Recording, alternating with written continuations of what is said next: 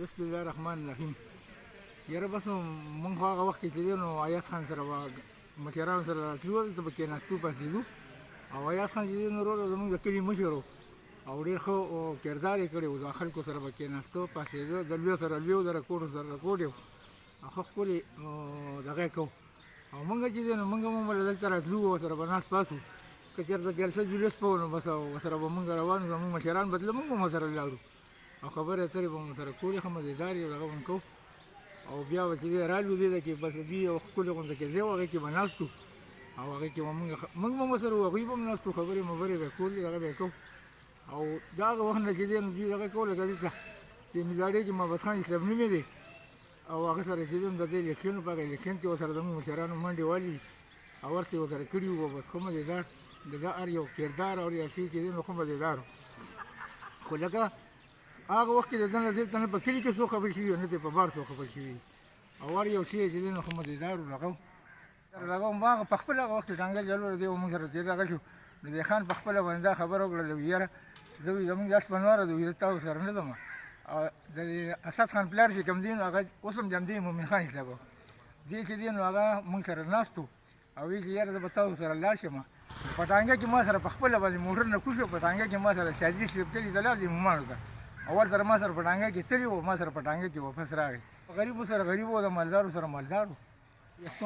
اته څلوېښتمه برسي ده او په دې سره به انشاءالله مونږ کومې پورې جمدي وو او کومې پورې راجسا وي زه سره به کښې زموږ خپل تعاون کوو، ورسره به راځو، زموږ کشران مشران او هر یو شی به چې دی نو ورسره به ولاړ یو.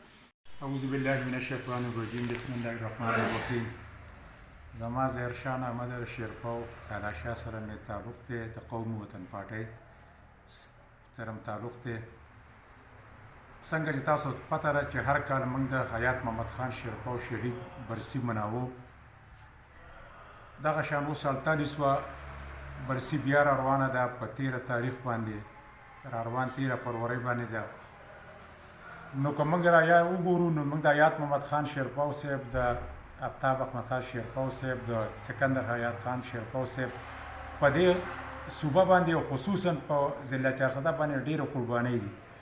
که موږ د هغوی اوس هغه کارونه او د هغه رعایت کړو نو موږ به سلامت ورځ به تېره شو، خو انشاءالله د هغوی هغه قربانۍ او د هغوی هغه کارونه او دغه به موږ سره هغې صفت به ختم نه شي. نو په دې حوالې سره موږ دا وایو،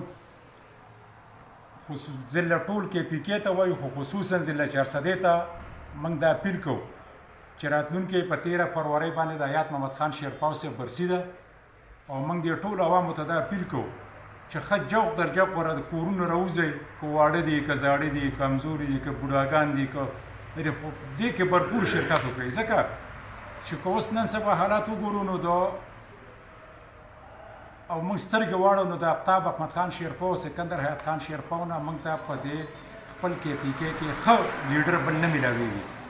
نو په دې حوالې موږ ټول عوامو ته اپیل کوو، خپلو پښتنو وروڼو بهیګانو ته خصوصا ضلع 400 عوامو ته چې په دې 13 فروری را روانه 13 فروری باندې چې کومه برسي ده نو دا موږ سره په شان طریقې سره موږ سره دې کې شرکت وکړي او دا موږ سره کامیابه کوي.